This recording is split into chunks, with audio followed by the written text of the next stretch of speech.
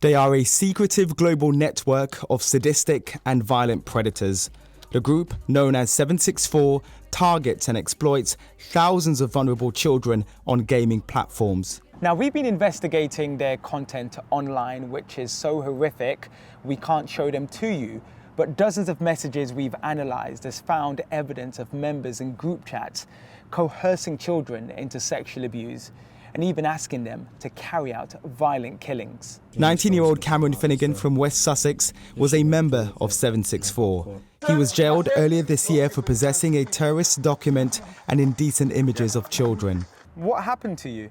Cameron Finnegan had come into my DMs on X and basically just threatened to kill and rape me in front of my family, threatened to kidnap and murder my kid, threatened to shoot up my house. While Becker was not a victim of the crimes he was convicted of, when counter-terror officers searched the teenager's home, they found this punch bag with stab marks. They said to me, like, do you realize like how dangerous this group is? And it kind of hit me then and there. They're like, oh, this is actually pretty serious stuff. There's another side of this coin, and that's that not only are they looking for victims of sexual exploitation, but they're also looking for children who are vulnerable enough that they can convince them to abuse other kids and become abusers in this network. Perpetrators are often young boys and men, and the FBI now considers 764 a terrorist organization. Someone has used the phrase, there's the dark web and then there's places like 764, really unsettling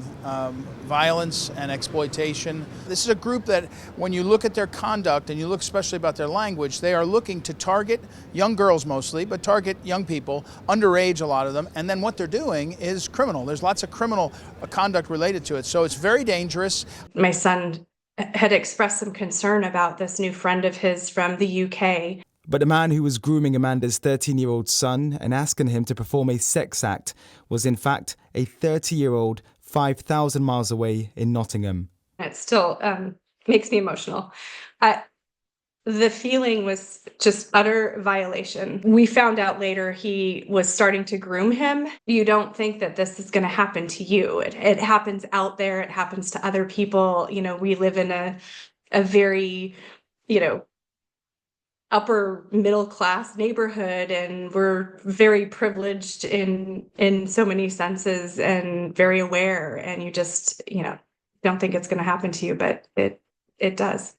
In the UK, police are concerned about the growing threat of online gangs. The level of depravity is off the scale. It's like your worst imagination possible. What they're after is a sort of veneration or notoriety for how bad they can be and sort of how sick they can be. And that's the shocking thing for you and me. Parents are being warned to wake up to the reality of this new kind of threat.